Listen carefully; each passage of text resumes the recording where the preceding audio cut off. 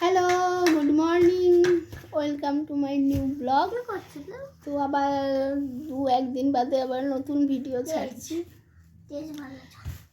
তো মুখ চোখ একটু শুকনো শুকনো লাগছে, তার কারণ এখন আমি চান করিনি, চান করব।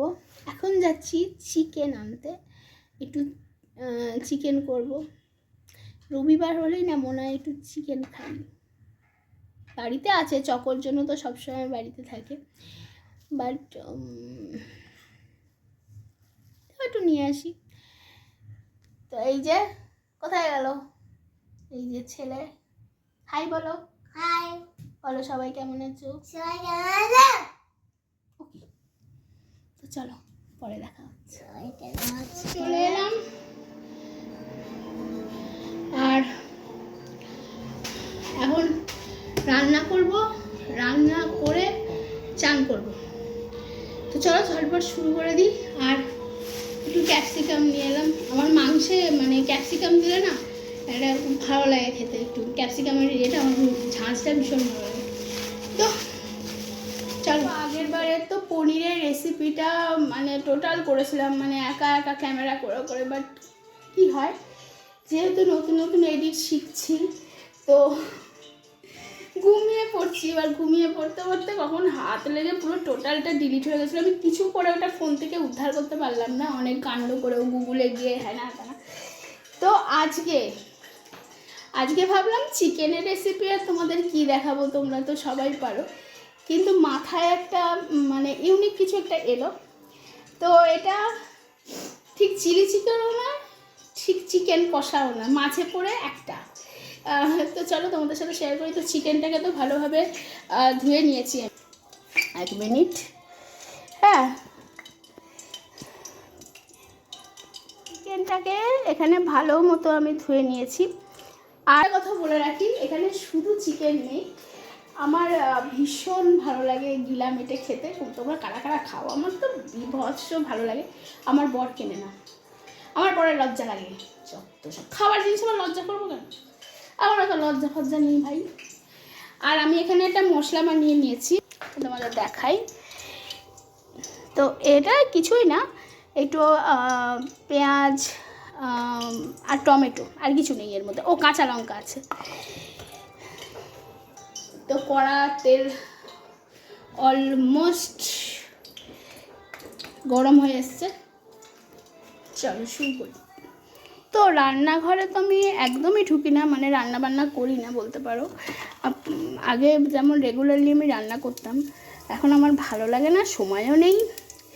তো আজকে একটা ইউনিক ব্যাপার হলো, যেটা হলো আমার ছেলে খেতে চেয়েছে, মা একটু চিকেন করো, আমি খাবো।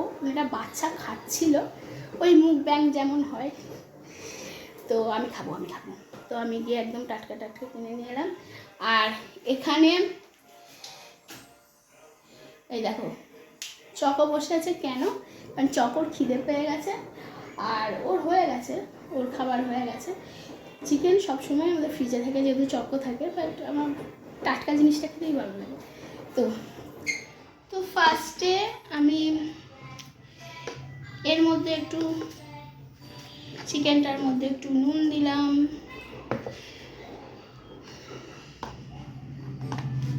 একটু হলুদ দিলাম, সব সামান্য সামান্য দিলাম, কারণ এটা এখন ফ্রাই হবে তার জন্য। আর দিলাম যে মশলাটা করলাম, তো সেটা হালকা দিয়ে দিলাম। অ্যান্ড দিলাম এখানে কর্নফ্লাওয়ার, দিচ্ছি সবই যত পিসি ব্যবহার করে, আমি কিছু খোঁজই রাখি না রান্নাঘরের বিষয়ে। যাই হোক, ঢেলে রাখেনি, বলে এনে দিই বা আমার বর এনে দেয়, ইউজ কিছুই করি না। তো এবার এটা মাখিয়ে নিয়ে, রসুনটা দিতে ভুলে গেছিলাম, তো রসুনটাও অ্যাড করে দিলাম। চলো এবার এটা ফ্রাই করি, ফ্রাই হতে থাক। আর এদিকে আমি চকোকে খেতে, তো জিরে আর তেজপাতাটা ভেজে তুলে রেখেছিলাম। আর এখানে একটা ছোট্ট পেঁয়াজ কেটেছি। আর এই দেখো চিকেনগুলো ভাজা হয়েছে। প্রচুর তেল বেরিয়েছে, আমি সামান্য জাস্ট একটু তেল দিয়েছি। এটা একটু রিচ হবে, কষা কষা হবে। তোমরা কি শুনতে পাচ্ছ আমার কথা? তারা একটু রিচ হবে, একটু কষা কষা হবে। আমি এই রোববার বলেই খাচ্ছি, নাহলে এত রিচ জিনিস আমি খাই না। তো চলো, যেহেতু জিরে আর তেজপাতাটা অলরেডি কুক, আমি ওই জন্য পেঁয়াজটা দিলাম। তো মোটামুটি পেঁয়াজটা ভেজে আমি এর মধ্যে মশলাটা দিলাম, একটু রসুন দিলাম, আর দেখো তেজপাতা জিরে যেটা আগে থেকেই আমি ভেজে রেখেছিলাম। একটু আওয়াজ আসছে, কিছু করার নেই, চিমনি চালাতেই হবে। তো এটা এখন ভালো করে কষিয়ে নেবো। আর নুন হলুদ সবই সামান্য দেবো, কারণ যখন মাংসটা ভেজেছি ওতে দেওয়া আছে। আচ্ছা, তার মধ্যে পড়েছে ঘি, আদা, গুড়, টমেটো সস, সোয়া সস। তোমরা ভাবছো না যে কী জগা খিচুড়ি করছে ভগবান জানে। এক্স্যাক্টলি আমারও তাই মনে হচ্ছে, কারণ রেসিপিটা যেহেতু একদমই নিজের। দেখা যাক কী হয় লাস্ট অব্দি। তো দেখো, চিকেনগুলো দিয়ে দিয়েছি, আর একটু এরকম কালার হয়েছে। এটা এখন ধিমে আঁচে হবে, চাপা দিয়ে দেবো পুরোপুরি। এখনও গরম মশলা দিইনি, পরে দেবো। চলো সিম করে দিই। আমাকে আজকে রান্নায় পেয়েছে, আবার কি করছি দেখতে এসো।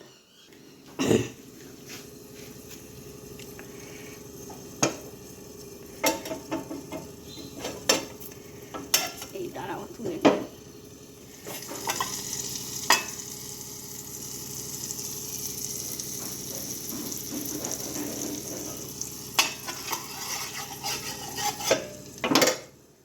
কি করছি বলো তো?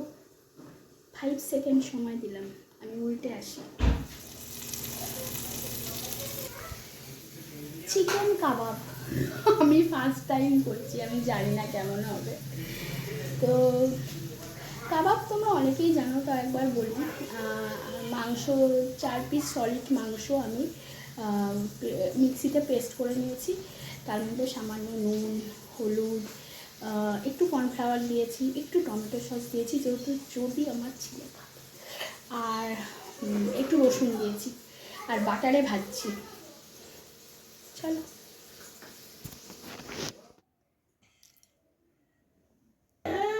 তো সব কিছু করাই আমার বৃথা, কিচ্ছু খেলো না, সামান্য একটুখানি মেটে খেলো।